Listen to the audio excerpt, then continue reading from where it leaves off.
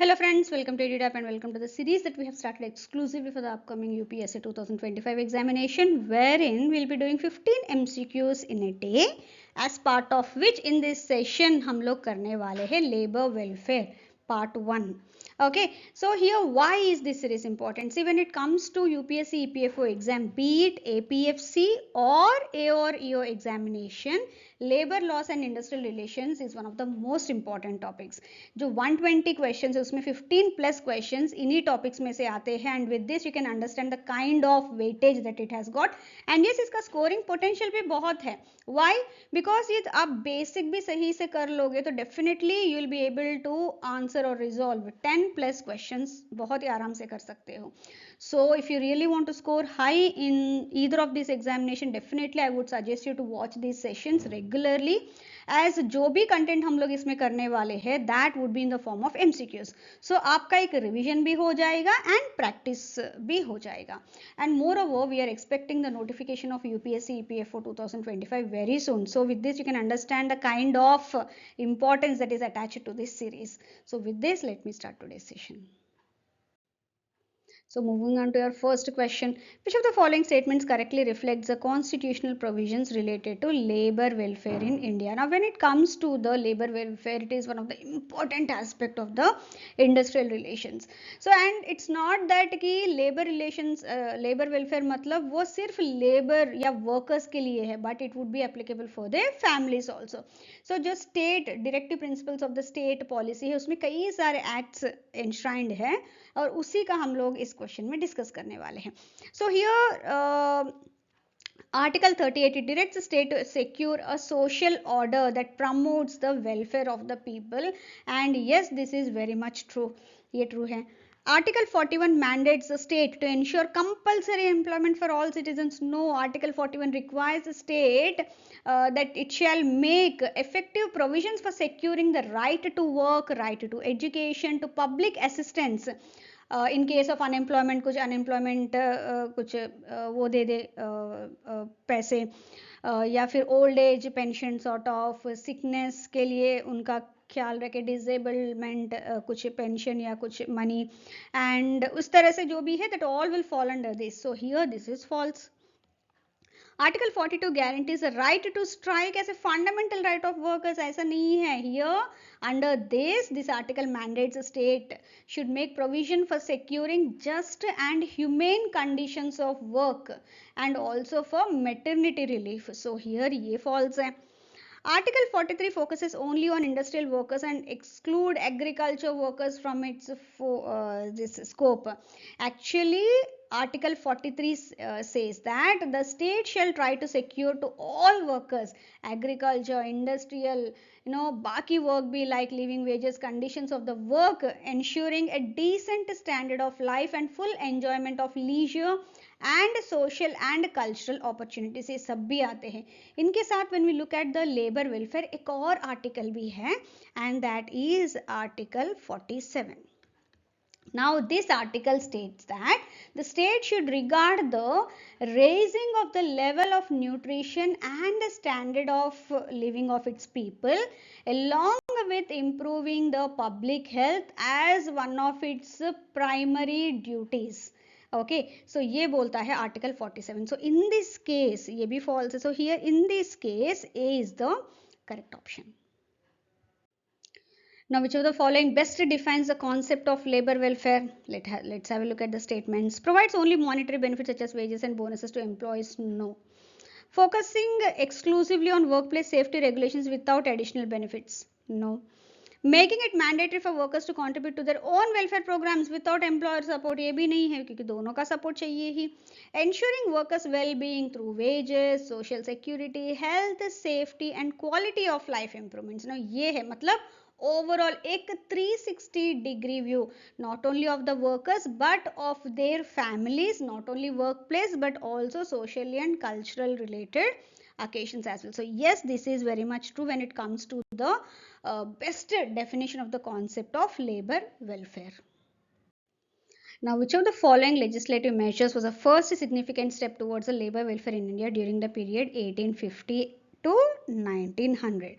See, when we look at the kind of industrial development या फिर labor welfare development या फिर the concept of labor welfare as such, ये if you look at the kind of chronology, evolution chronology, इसमें 3 phases हम लोग देख सकते हैं. ठीक है.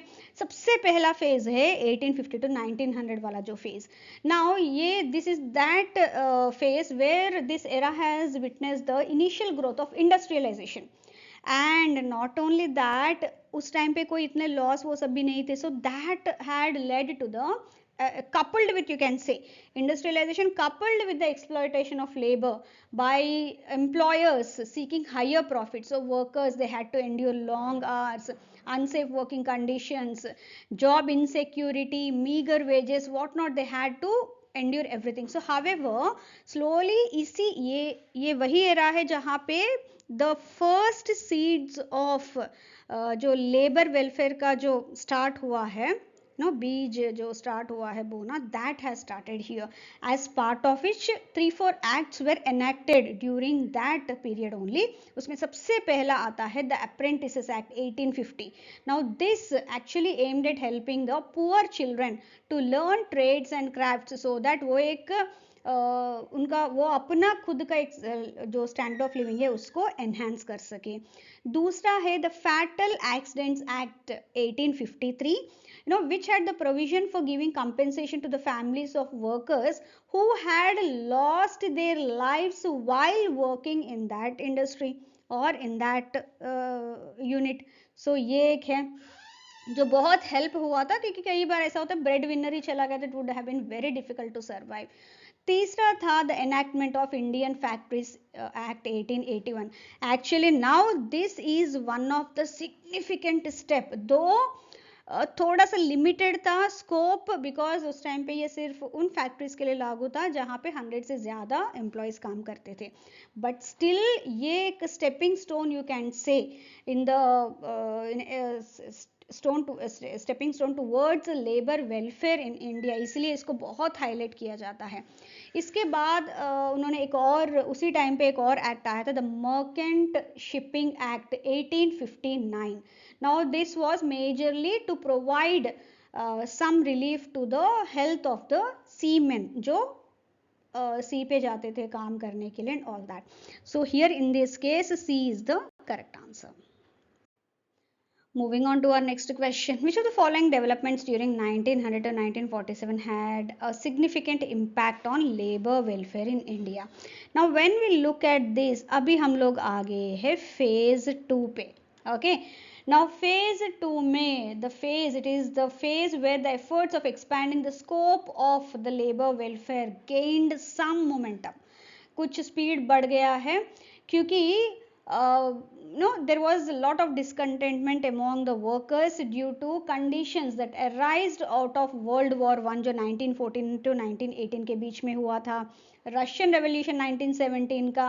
Now all these along with that उसी टाइम पे एक हेल्प भी हुआ, एक अच्छी चीज़ भी हुई, that इंटरनेशनल लेबर ऑर्गेनाइजेशन का establishment in 1919. Now this gave impetus to the workers welfare activities taken up by the employers, okay, and the state as well. Now along with that जो Indian Factories का Act, Amendment Act, that also came into force in 1922 with wider applicability. इसमें not only men, women के लिए भी they have started giving provisions, other welfare provisions for women and children, etc. Along with that the Workmen's Compensation Act 1923 was introduced. वो अभी Employees Compensation Act के नाम पे जाना जाता है कि अगर वर्क के दौरान कुछ इंजरी हुआ है रिजल्टिंग इन डिसेबलमेंट और death, for that compensation should be paid to the bereaved family जो उस वर्कर के फैमिली है. एंड अलॉन्ग विद दैट 1931 में the royal commission on labour that has come and it had a considerable influence on welfare activities in the country, especially associated with the worker force, the या फिर workforce. Now this is one such commission. Based on its recommendations, the Factories Act 1934 came into force. Now this is the one that has paved the way in reducing the hours for children and women, working hours का जो है वो reduce हो गया है. Along with that, health insurance, maternity benefits उनके लिए चाहिए करके they have recommended and that have been done. Along with that, the Indian Dock Labours Act was passed in 1934 so that जो onshore या फिर offshore जो क्या बोलते ports पे काम करते हैं, उन dockyards पे काम करते हैं, उनके welfare के लिए कुछ provisions इसमें दिए गए हैं. And in 1942, welfare officers were appointed in the Labour Department by the government, okay, which is also known as the Reg Committee, that is the Labour Investigation Committee, which was appointed in 1944. क्योंकि 1942 में welfare officers जब appoint हुए, उसके बाद उन्हीं के उसी line में the government has appointed the Labour Investigation Committee, जिसको Reg Committee बोलते हैं. ये 1944 में हुआ है, which had investigated into the labor welfare measures की सही से है या नहीं, या फिर changing times के साथ और क्या क्या कर सकते हैं. All this they have studied. In 1946 this committee has submitted its report recommending the extension of the scope of labor welfare to include measures like education, health care, relief in case of old age, death, etc. So ऐसा नहीं कि सिर्फ work place के तक ही सीमित है वो welfare. No, it has to expand its scope, कि उनको एक अपॉर्चुनिटी दिया जाए हायर एजुकेशन के लिए, या फिर उनके बच्चों के लिए एक गुड एजुकेशन प्रोविजन के लिए कुछ help, health care, old age में pension like things, all that. So here in this case ये सभी देखेंगे तो आप देखेंगे तो सबसे ज़्यादा the enactment of workmen's compensation act 1923 which provided compensation for the work place injuries, ये बिल्कुल सही फिट बैठता है. थोड़ा सा लंबा हुआ explanation but this had to be explain. Okay, moving to the next question. Now अभी हमने बहुत कुछ डिस्कस किया था as part of phase 2, so उसी के ऊपर ये क्वेश्चन है. Which of the following was a key recommendation of the labour investigation committee, that is Rege committee, okay, in 1946.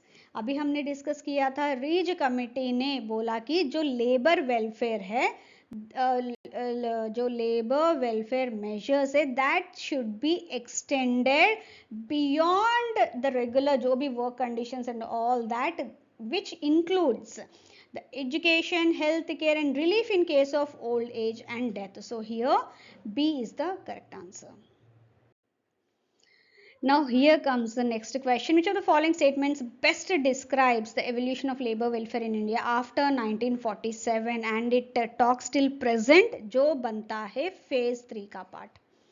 Now यहाँ पे कई सारे welfare legislations were enacted, okay, including the Factories Act 1948, the Plantations Labor Act 1951. उसके बाद कई सारे labor welfare funds were also created under legislations like Coal Mines Labor Welfare Fund Act, Motor Transport Workers Act 1961, etc. Thereby the evolution of labor welfare जो slowly exploitative practices से वो धीरे धीरे shift हो गया to a more humane and regulated approach, क्योंकि कई सारे आर्टिकल्स, कई सारे एक्ट्स, कई सारे लॉज एनैक्ट हो गए हैं. So here when we look at phase 3, if you want to sum up this, the industry specific legislations were enacted to provide labor provisions and एक exploitative practices से slowly we move to humane and regulated approach. So here D would be the correct option. Moving on to our next question. A manufacturing company wants to hire young workers and provide them with structured training in various trades and crafts. Which of the following acts would be most relevant for this purpose? ये अभी हमने discuss किया था as part of the labor welfare options and ये आता है the Apprentices Act, जहाँ पे ये ट्रेनिंग देके उनको एक स्टैंडर्ड ऑफ लिविंग थोड़ा सा इम्प्रूव कर सकते, जो फेज 1 का जो इंडस्ट्रियल लेबर वेलफेयर का था उसमें किया गया था. So coming to the next question, a large textile factory decides to offer free medical checkups and subsidized meals to all its workers, even though there is no legal requirement to do so. Which labor welfare approach does this decision reflect? See, when we look at the labor welfare approaches, कई सारे approaches है. Now ये next set of questions उसी के ऊपर है and हम लोग directly कुछ discuss नहीं करेंगे. We'll do it in the form of applied questions so that आपका बिल्कुल ये easy रह जाए समझने के लिए and also to memorize. So here when we talk about something that is being done out of humanitarian, कोई imposition नहीं है उनके ऊपर, but still they are doing. Why? Out of humanitarian touch. So here when we talk about this kind of approach where the textile factory here in this case decides to offer free medical checkups and subsidized meals to all its workers, that will fall under humanitarian approach. So here A is the correct answer. Moving on to our next question. A multinational corporation implements an employee wellness program that includes free gym memberships, mental health support, and flexible working hours. The management justifies this initiative by stating that healthier and happier employees are more productive and contribute to better business performance.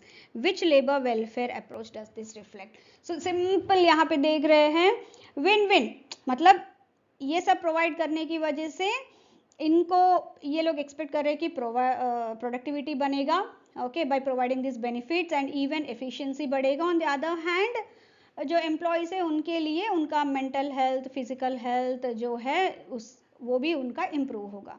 So here in this case दोनों ही beneficial रहेंगे and this falls under utilitarian approach of labour welfare. Moving on to our next question.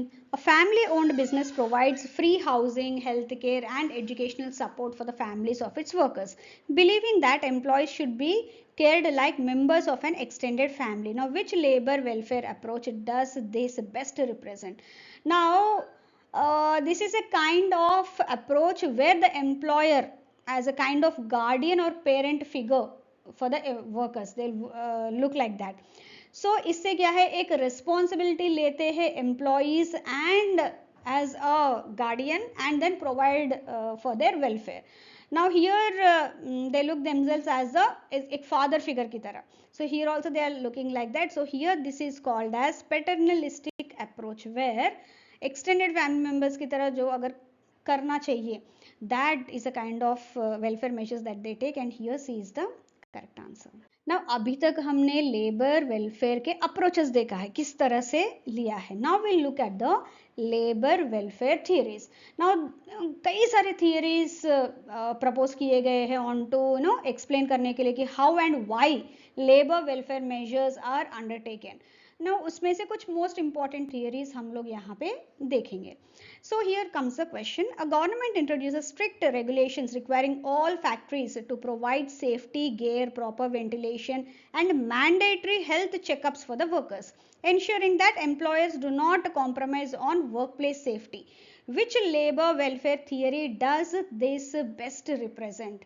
Now when we look at this, ये क्या बोल रहे हैं? Requiring all factories to provide strict regulations है कि safety gear होना चाहिए, मतलब एक लॉ अबाइडिंग, मतलब बिल्कुल उनके ऊपर इम्पोज कर रहे हैं सो दैट जो वेलफेयर है एम्प्लॉयज़ का जो वेलफेयर है that should not be neglected and they should not be exploited.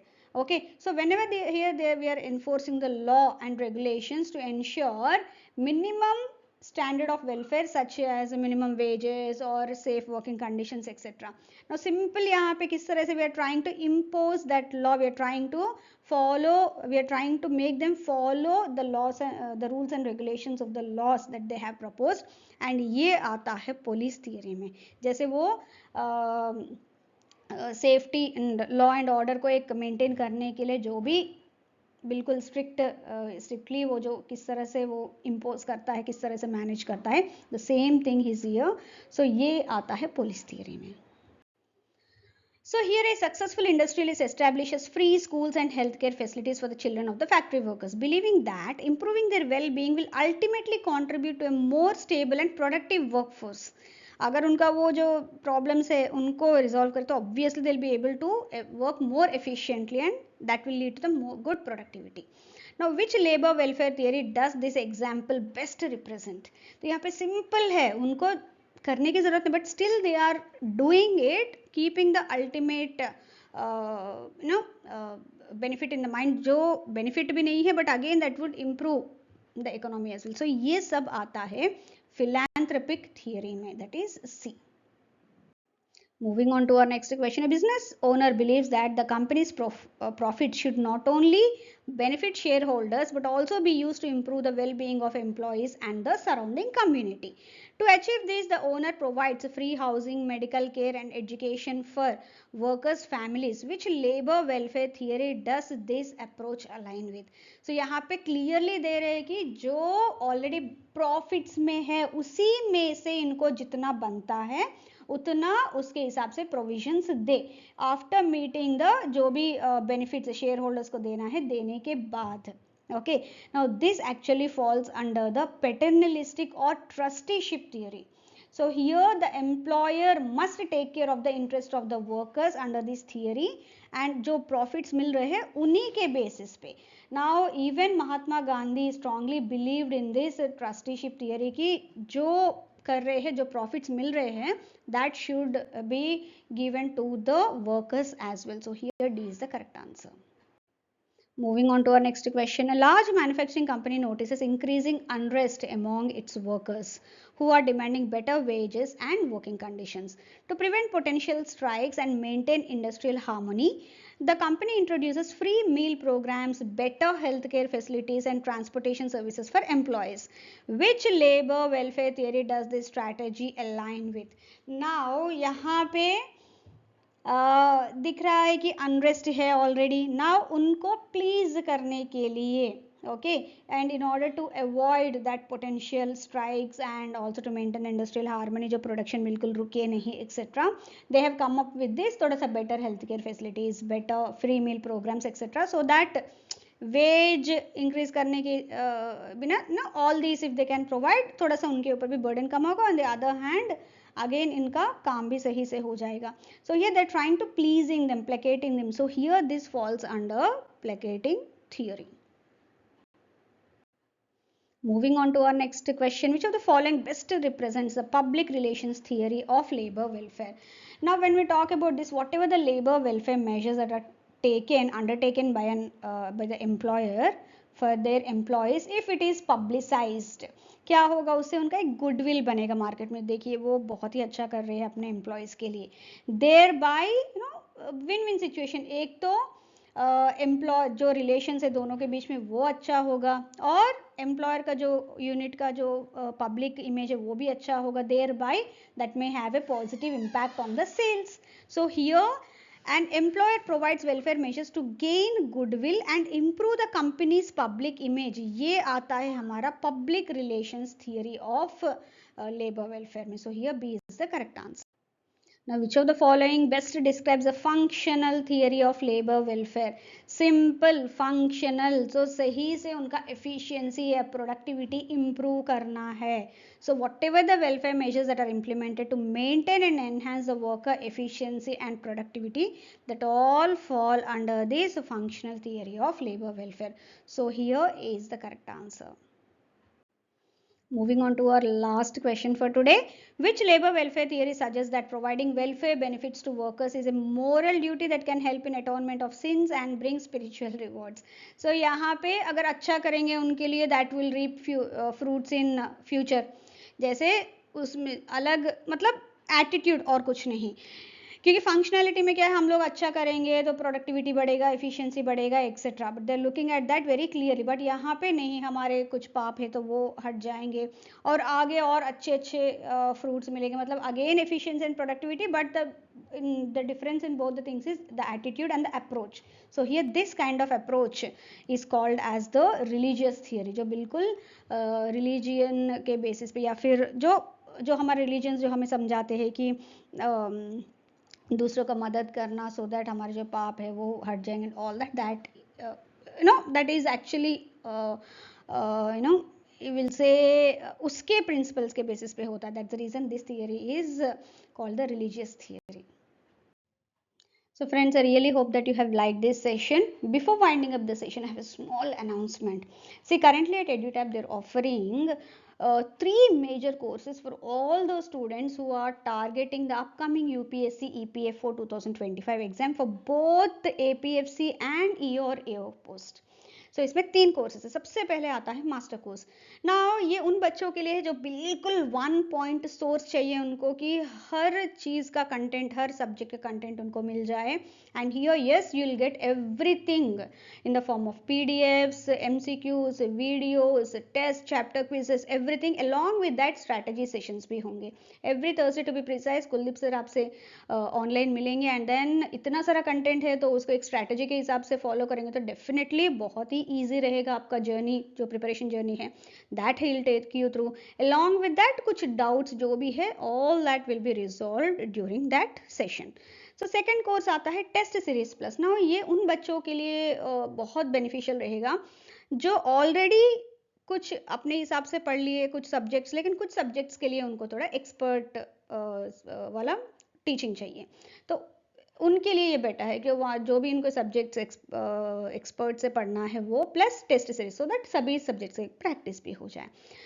Third आता है टेस्ट सीरीज. ये उन बच्चों के लिए जो ऑलरेडी पूरा अपने हिसाब से पढ़ चुके हैं, ओके, या फिर एक बार ऐसा कुछ एग्जाम भी दे दिए हैं एंड स्टिल और फिर अपना प्रिपरेशन कर रहे हैं.